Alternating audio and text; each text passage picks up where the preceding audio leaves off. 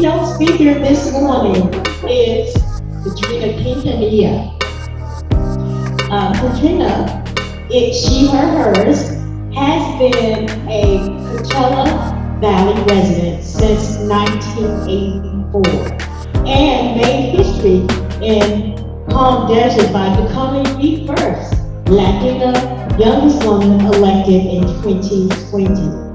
She earned a BA, yes, woo! She earned a BA in Spanish from the University of California, Riverdale. Her career in education fine-tuned her understanding of community. She, of community, she needs, the community she needs, excuse me, y'all. She has worked in different capacities, serving students from K through 12 to PhDs. She has paused her master's in public administration to give full attention to the community she serves. That's definitely doing the work. In 2015, Karina was selected by Hispanos Organization for Political Equity, HOPE, for their Leadership Institute, where she honed her community engagement and leadership skills. Through HOPE, Karina, her fellow participants lobbied state senators in Sacramento to pass Senate Bill 4, Health for All, bringing accessible health care to all Californians, as well as Senate Bill 15, which redirected unused funds from Pell Grant scholarships. Hope demystified the electoral process and confirmed that Karina could run for office, and she won 61% of the vote. Y'all, applause to our keynote, Karina Quintanilla.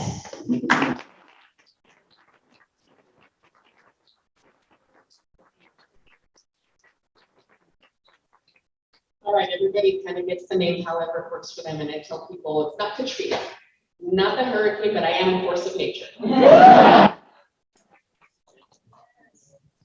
So originally I was only going to bring a few note cards, but then I decided that you deserve more than I can remember right off the top. So first and foremost, I honor you and your sacrifice for being here. And I'll start off with saying that I no longer believe the stories of my youth. I no longer believe that your nose will grow if you tell a lie. And I no longer believe that you will grow scales if you stay too long in the shower, as my grandma said. But maybe I did grow the scales. I grew the scales that help me have a thicker skin when I'm in the spaces of privilege. Spaces where I'm privileged to attend, and the places where the privilege and the exclusion exists, as we must build those up together. And we have to consider that eventually I realized that as the translator for my family, I was 6 years old and translating for my family, I realized that some things don't translate. And if jokes don't translate, what else is it translating? And eventually that led me to question fables and religious texts. At 4 years old, my grandma was the catechism instructor, so I would tag along with her, and I knew some of the prayers more than the students in catechism. And when I had questions for her, I had the Jedi for Jesus to answer my questions, so there was nothing that she couldn't tell me that I could keep questioning, so I kept on believing. But I realized now that Eve was framed. The patriarchy began and continued as a way to oppress women, as a way to keep women on the side, and of course by women I mean all those identifying as women. My apologies for staying in my very cis role. So again, I do acknowledge the privilege that I have in some of those spaces. My grandma's 89 and she's still going to church almost every day. She could travel with a visa, but she decided that she likes to church, and good for her. At the age of 11, I was watching what was the Gulf War, and I looked at it as World War III. Then our social studies teacher decided to tell us that, that if the nuclear bomb were to hit the 29 Palms Marine base, which is only about an hour drive, that all of us in the Coachella Valley would just be gone. So that's pretty terrifying. What have you done at 11 years old, at that time? So I was obsessed with the news. I became obsessed with watching the talking heads on TV, wondering if they had the solutions. And I realized they're all white men. And maybe a female reporter from time to time, but none of them look like me. And those of you that may be old and wise enough to remember Geraldo Rivera, he does not count.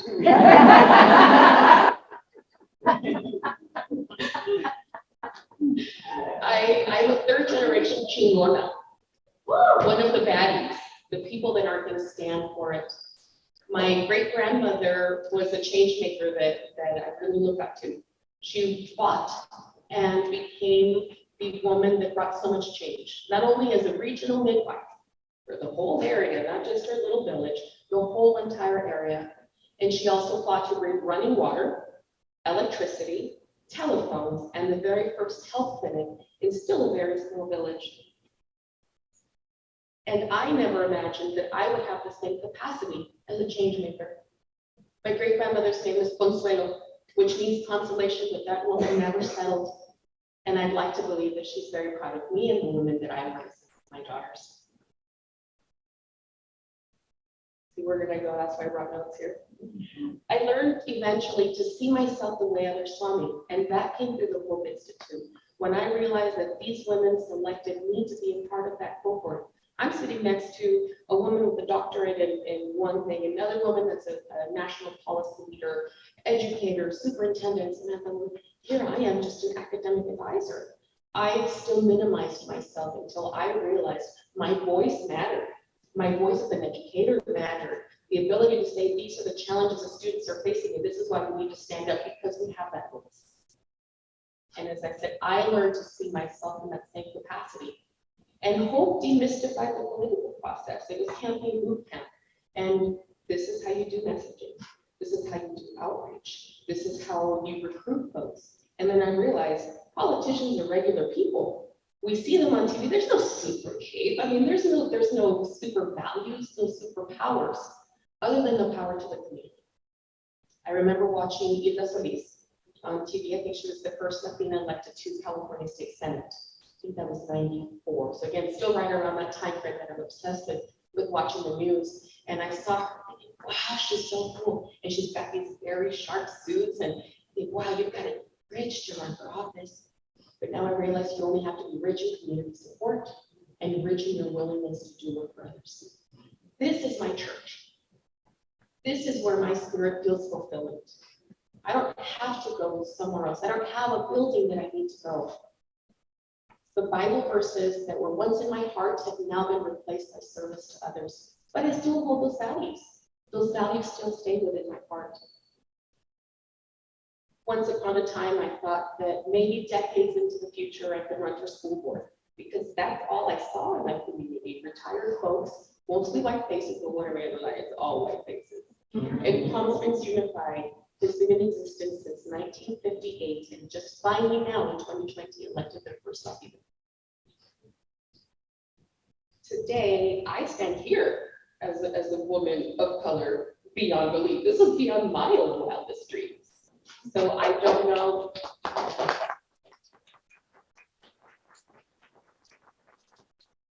acknowledge and recognize that for some of you, it may have been a risk to come here. As small business owners in a small, very religious community, being out as a secular humanist, as whatever your expression may be, as a full atheist, a non-believer, whatever's comfortable in your heart, being here could mean someone is no longer going to support your business. Someone would feel differently about giving you housing or childcare or all of the other community services that we all deserve to access. So I commend you for being here and taking on that openness and mentoring someone else, because the value of mentorship is incredible. And so we fight. We fight for the separation of church and state. We fight for the environment. We fight to keep our voices heard. We fight for generations. We fight for our planet. And we must fight for our own well-being, because no one is going to take care of our bodies the way we do. And we have to stay as healthy as we can for this fight. It's going to be a long fight, and self-care is critical. And don't ever let anybody tell you, get over it. Because as I have been in pursuit of my own healing, my own generational traumas, my own domestic abuse. Don't let anybody minimize that, because it is hard, arduous work. It is difficult, and that's why we must bring others along with us. The average woman, and women identified, are asked an average of 7 times before they truly believe that they can run. So right now I'm asking each one of you, would you run for office? Please do. Now look to the person on your left and tell them. Come on, because I see how many, whether it's your left or your right, and if you don't remember, it's okay, just look to the person.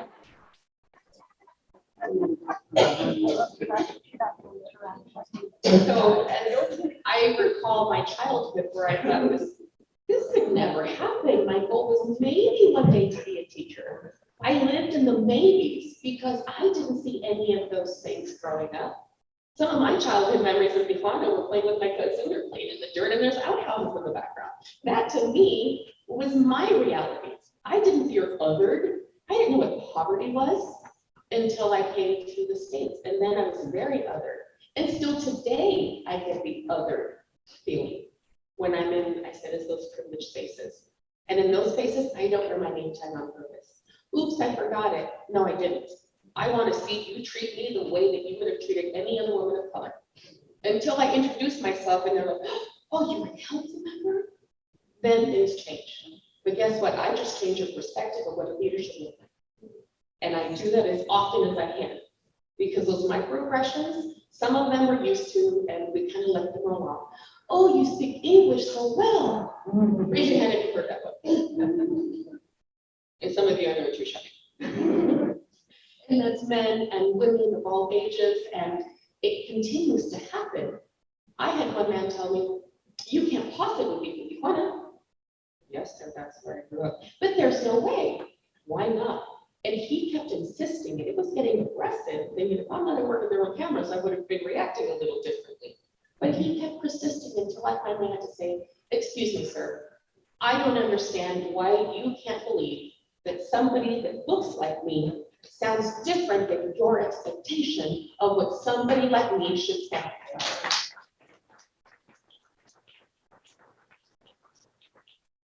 And to keep it brief, because I can't really talk forever, just trying to bounce around with my notes to be sure I hit some of the main points. So now you know the who and the why that I'm running. So now let's get into the how, because each and every one of you is just as capable and should go out and do it. Now raise your hand if you just heard the words I said.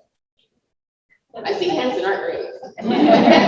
If you know that deep down inside, you have what it takes to raise your voice. I didn't consider myself a leader. I just thought I've got good ideas and people listen to them.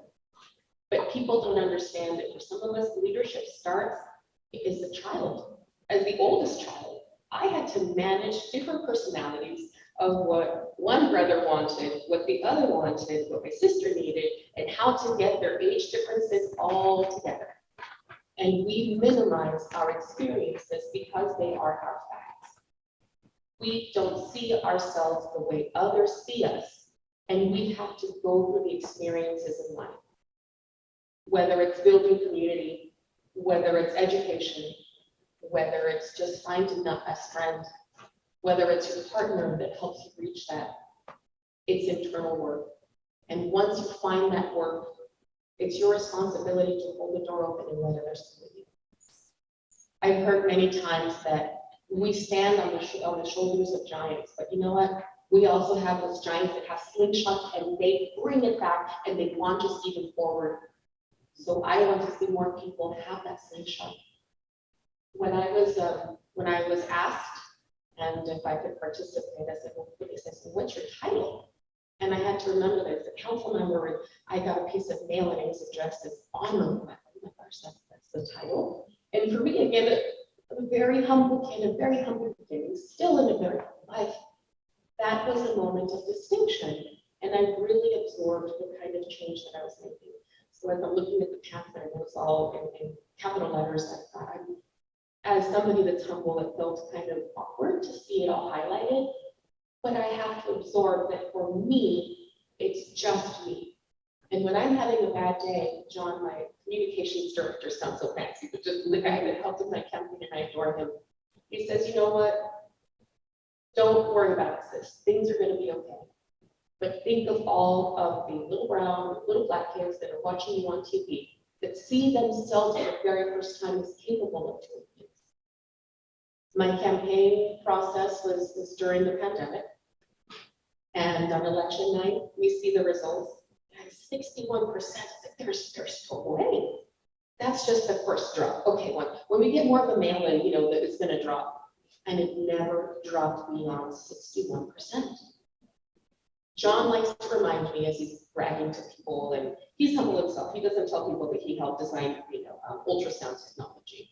But here, right, he's incredible. And he's telling, people are bragging about me. And he shared that with our targeted mailing, I actually got more votes than President Biden and Vice President Kamala Harris. So that was,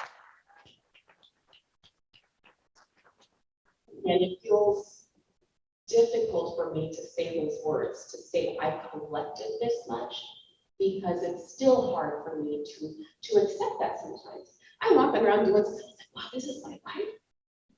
This is what I'm doing. I'm going to fancy events, and then the other day I'm trying to figure out how to fix this in my life. Because we are average, regular people. Now look to the other side. You should one side. Now look to the other side and tell them that you want them to run for office.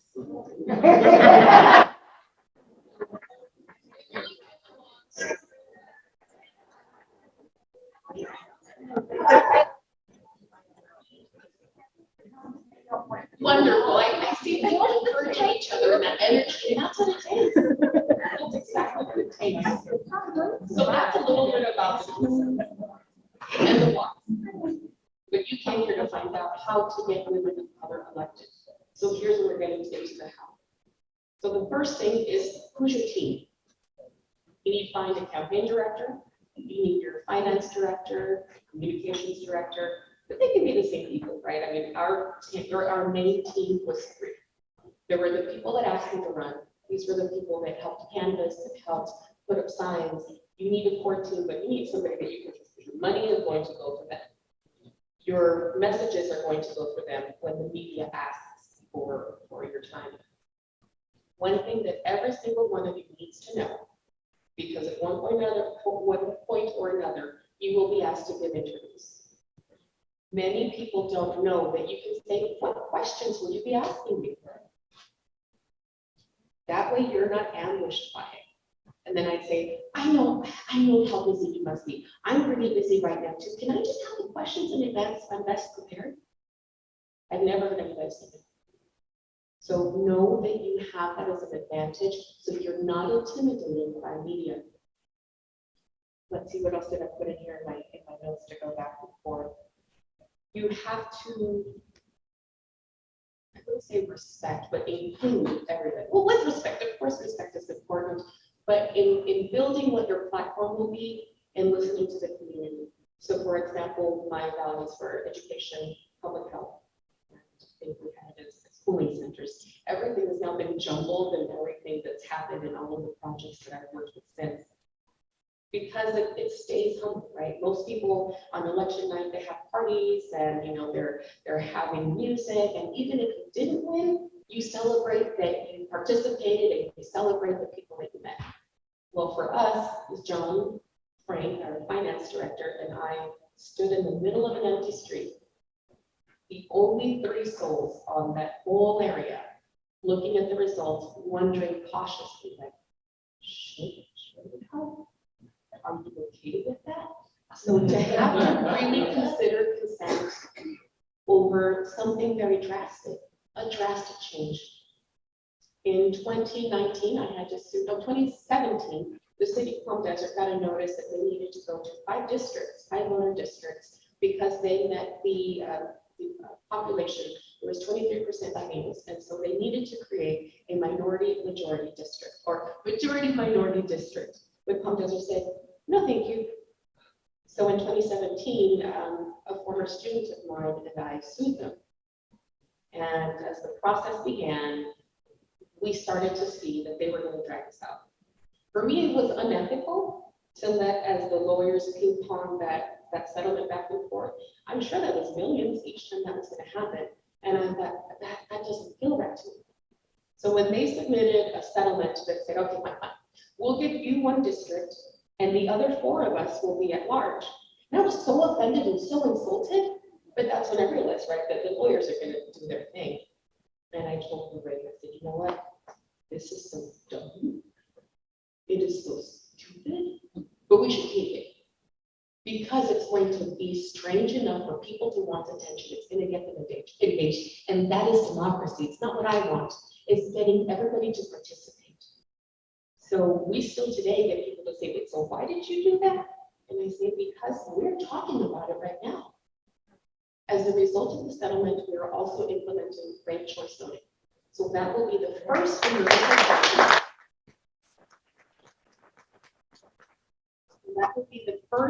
Riverside County and only the 7th city in the state of California. So to explain to people how it's so drastically different, but they know what it's like to fill out a survey with healthcare provider, which is your favorite, are you going to recommend them to somebody? It's the same thing. But when people are spreading the idea that this takes away your votes, instead of saying this has been around forever, but change is different. That 61% meant that for some people, their exclusive spaces were no longer exclusive to them only. And they needed to accept that change was coming. And they're still fighting it. And the effort to continue towards 5 voter districts, I have fought so hard against the other 4. I fought so hard. And one of those times, it got so contentious that I said, okay, I get it. You 4 are going one way, and I'll be the thumb on the other side. Later, was sitting at me and tells me, Karina, I don't want you to feel like the thumb. You're mistaken. I said, you can't do anything without the thumb. The thumb is the one that has the motion, and he looks and he's like, oh my, what did I get myself into? So don't be afraid to be that thumb. Don't be afraid to let your values go in a different direction, because that can be the change that makes all of the change possible. So the idea of running came from that, because I would meet people in the community and they would say, we need somebody that represents us. And there are people that are undocumented, or for whatever reason, you've seen all the different reasons people are disenfranchised, you got a felony on your record, etc. There are people that cannot vote, but they can work on your campaign and they can give voter registration forms for everybody else. They can knock on doors, they can canvass, they can do all of those things, because these people are members of the community. They pay taxes and they deserve representation just like everybody else does.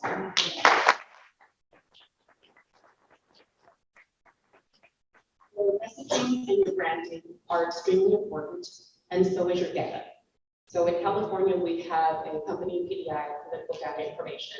So that is a tool that will let you sort out by demographics, by age, by region, and make it easier for people to canvass. So I don't know if your state has anything similar, but your registrar of voters should have a way for you to access those lists. And if you like Excel, then it's great, because usually they come in Excel. And from there you can sort. And we were able to narrow things down, like who were the high propensity voters, the ones that even vote in the midterms, because we all know it's very important, but the people that consistently vote. If you are part of one political party, it makes it easier to only go knock on the doors of people of that party with you, because you're not getting anybody slamming the doors in your face. And it makes it easier for people to walk the districts with you. The data will, in my goal, I keep telling everybody right now, we have to engage the youth. So we need to target those that have turned 18 since the last election. We have a generation that, like my daughter said, Mom, why am I going to have kids? The planet is on fire.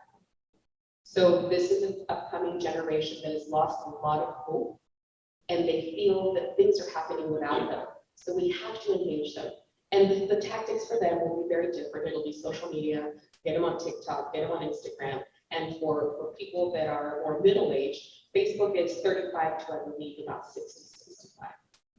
Ads on Facebook do not cost very much, and they are very effective. And again, let you know who to target based on the algorithm. So data is your friend. Data equals dollars. No matter where your field is in work or profession, data equals dollars, because that's how you can justify it. Our mailers are critical as well. It's how you represent yourself.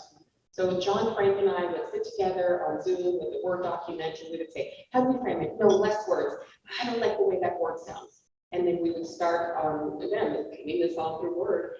How are we going to frame it? What background color do we want? Do we want a red border? Do we want a blue border? No, that's not the right blue. Make this one broader or wider. So we were very deliberate and intentional, and we saved a lot of money. We didn't have to go through a consultant because this was a home team, right? It was a very humble campaign. And in my case, because of the voter district, it was only about there's 10,000 residents, so they were figuring that it was going to take, $10,000 to $15,000 for the parking. But my opponent barely put out signs because she didn't think I was going to run. I was the first brand new underdog. What is this lucky man? Because she ran 4 times before winning with 45 votes over the other candidates. 45. That's why ranked choice works, right? We need to know that it's overall blend of community values. So as I said, coming in and unseating your friend made the others worry too. That when everybody went to districts, their traditional values of making Palm Desert go back to what it was or be great once again, between the lines, that's what they want. And they want to intimidate you and tell you that it's expensive to run. It can be, depending on the number of folks that are against you. But no matter how big your signs are, if people don't like you, they're not going to vote for you anyway. In the city of Coachella, the mayor has a $5,000 billboard. He raised nearly $100,000, but he still won only by 500 votes over a 26-year-old woman that's a community advocate. So again, you have to only be rich in community support and the people that are going to be out there knocking on the doors. But as I said, your mailers are very important. Things come to your mailbox. How many of you seen the mailers come to your mailbox? The others are probably throwing everything in the trash or doesn't come to your mailbox.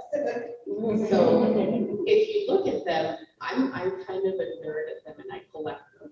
And when I was meeting with hopefully our future Congressman Will Rollins, I was showing him, I said, these are my favorites. These are the worst because look at the color, look at the pandering. This person holding all these brown people. Do you really think that Ken Talbert, who has been such a racist, misogynist, I mean, he was one that voted against prosecuting this on January 6th. So why are we, when we look at his mailers, they're pandering to people. So I said, in designing your mailer, include your values, your top 3 points. Everybody loves pets, right? Got a dog, show a picture of your dog that people love and trust other pet owners. If you've got kids, put them on your mailer because people relate to families. Put a picture of yourself as a child because it shows your goals and your aspirations and how far you've come and who you believe in.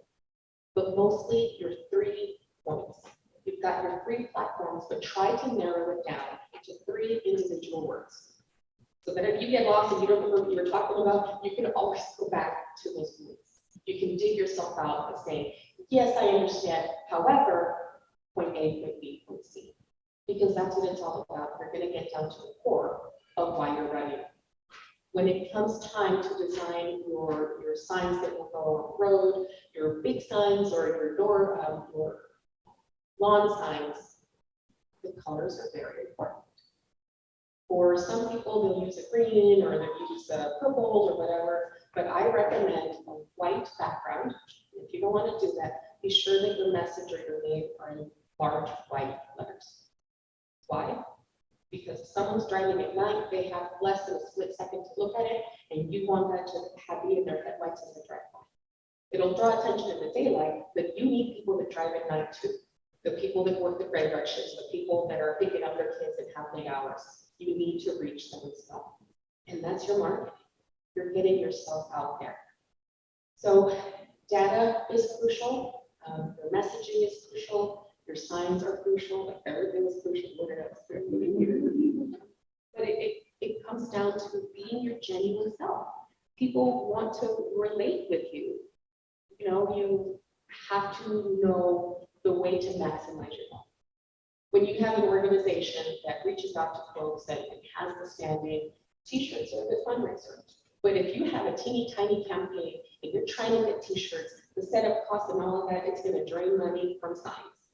So your very first objectives are your mailers. Look at who the organizations are in your community. So for example, if you want to go to women of color and knock on their door and say, I would like your endorsement, and then they may have a questionnaire, they will say, okay, you're awesome, here's a stamp, so that on your literature and on your website, and make sure that all the fonts are ADA compliant. And if you don't know what ADA compliant fonts are, they're the ones without the feet. Like if you think of how a typewriter would have that, that makes it blurry for other people to see. And in my district, I know that a lot of them are over 65. So be conscious of who is reading your materials and why you need to have very basic info. Don't put a bunch of text on it.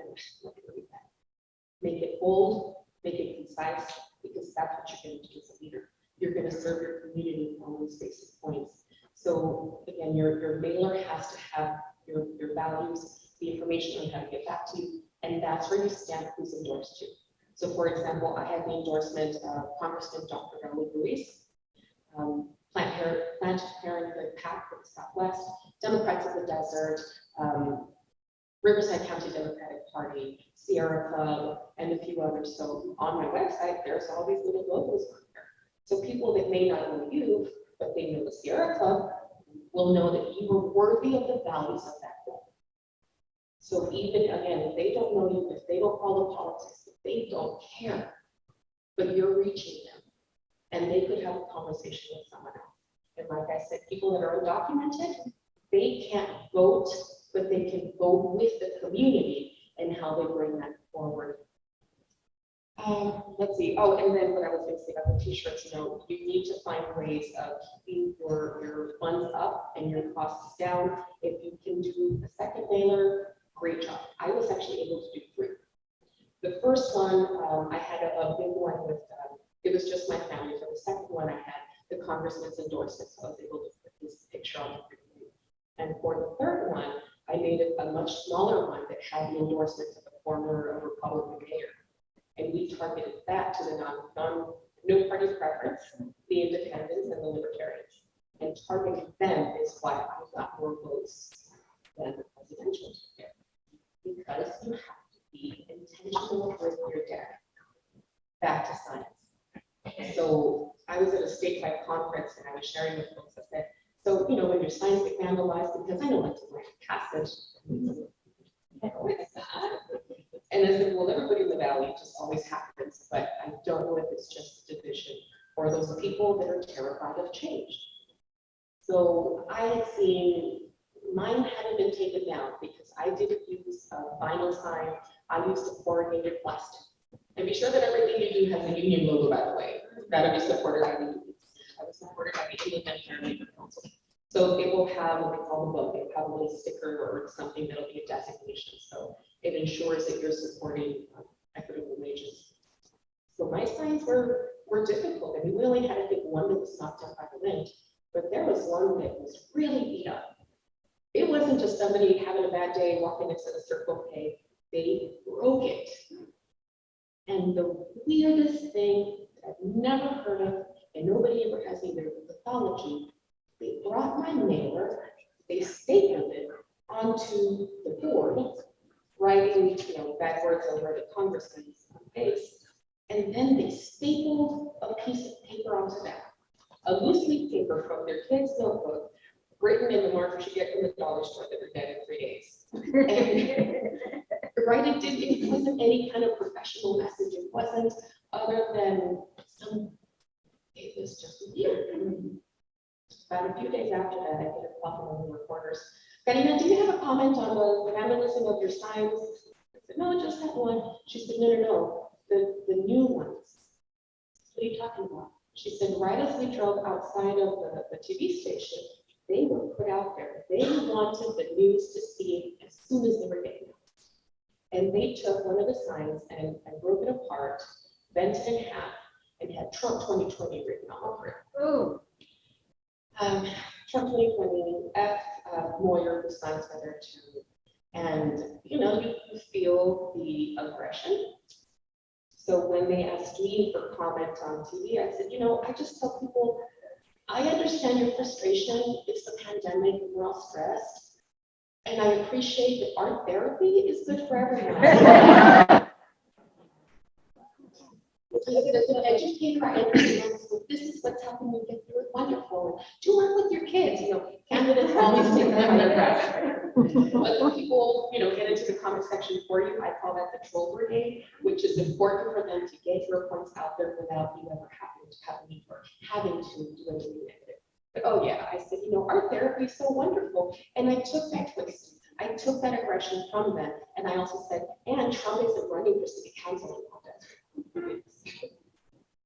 So in all of these things, I had to learn what I was going to take personal and what I was going to ignore. Because I honestly expected this woman of color is going to get a whole lot more attacks.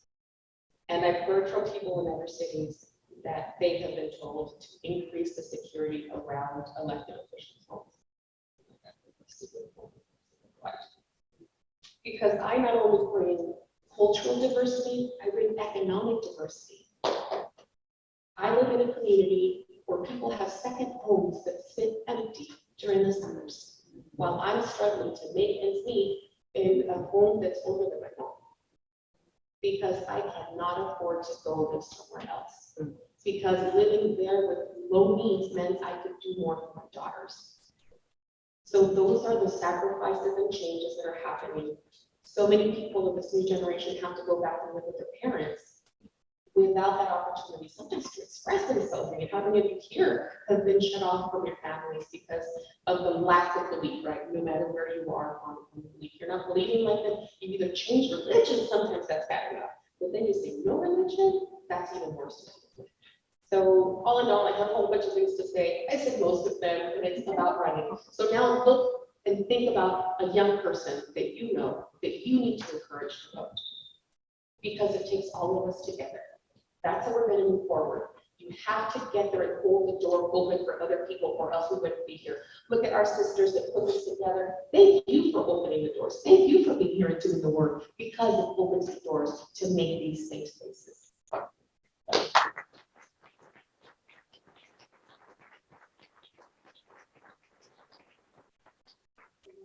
It's my humble honor, very, very deep humble from the places of humility that never thought that someone like me would be doing anything like this. Think of your dreams and then aim higher. And then realize the fact that there are footprints on the moon and your community needs your footprint. So go out there, be bold, make change, and fuck it up. It's always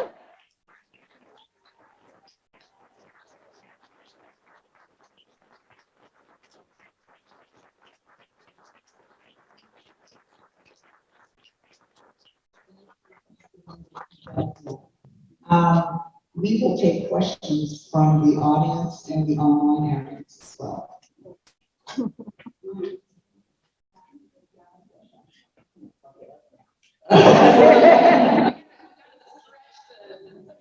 given much muscles.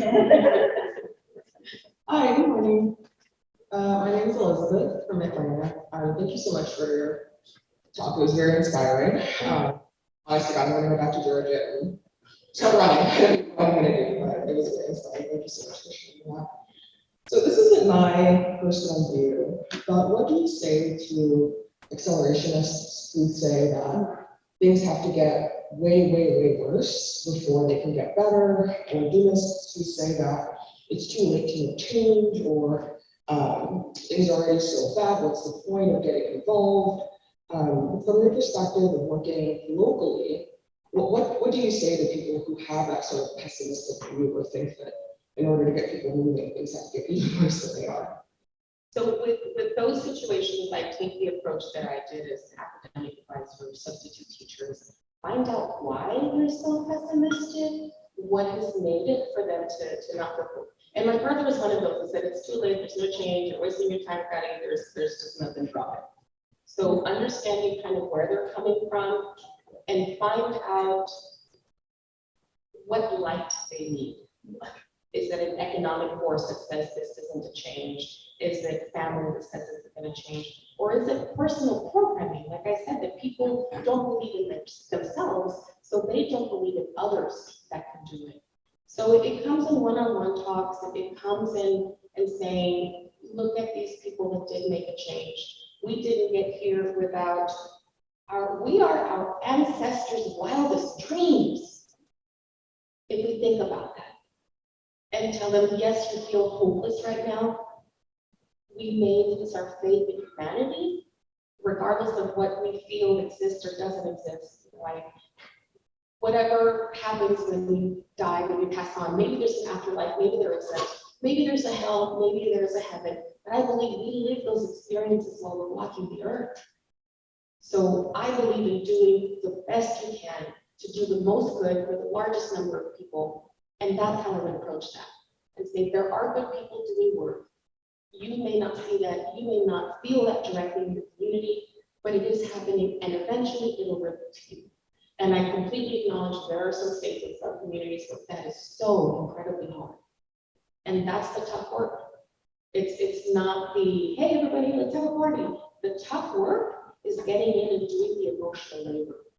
That's why I said we have to fight for ourselves and keep our bodies going, because it is very arduous work. So it happens at an individual level, and it comes from listening and hearing what they have to say. It's also trusting our imperfect allies. And that's something that I've learned to tell folks. You're never going to get somebody that agrees you 100% on everything. So we have to look at how far we're willing to go, so we don't compromise our values, but we're hitting the middle of the road.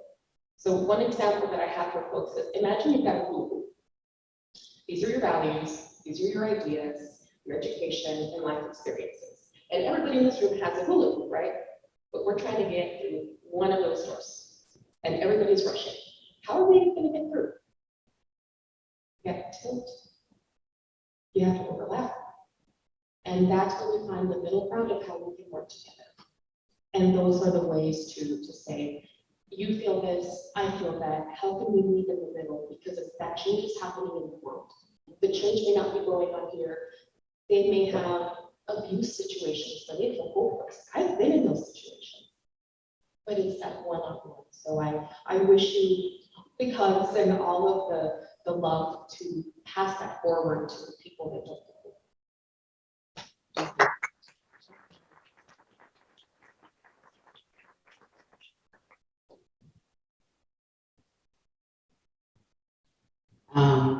I miss you today. I'm kidding. I'm super inspired by your talk, and I was just wondering, did we let you come up during your campaign at all? And if so, how did you deal with it?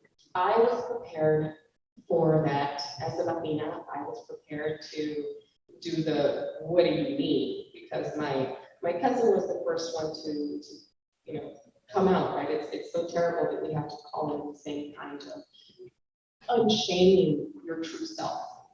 And she told me, I'm an atheist, I don't believe. That's so empowering. So we decided that when she told grandma was so disappointed that because I'm grandma's favorite, and she was at the church since I was 4, we can't tell grandma. The physical, emotional things that it would do to her are not worth it. So I had to be prepared for how to tell people. Again, as I said, that I was raised with the Bible. I'm choosing to take the same values. They're popular in most cultures, right? Be good and do good. Whether it's 10 commandments or 7 pillars or however your views are shaped, just be a good person. That's what it comes down to. But I was prepared to do things like, well, didn't Jesus preach acceptance? Weren't these values, they were out there sharing their good work? Well, I'm sharing my good work, saying you don't have to believe the same way. Does that mean you're not going to listen as a Catholic to a Jehovah's Witness? You have differences, but you have similarities. And this is where we have to get the humanist component. And remind them from their own verses. Didn't you say this? So why are you attacking me like this? Just as I was prepared for the racial attacks, I didn't get as many of the religious attacks, but then again, there's a pandemic. And I was taking a lot of The media that I used was in English, some of it targeted in Spanish. But I was prepared for those conversations, and I knew the issue of abortion was going to come up. So I was prepared to answer that by a pivot. And I know that some of your state specialists in that work. So I redirected the need for Planned Parenthood clinics or any of these women's clinics to say, abortion is only part of what they do.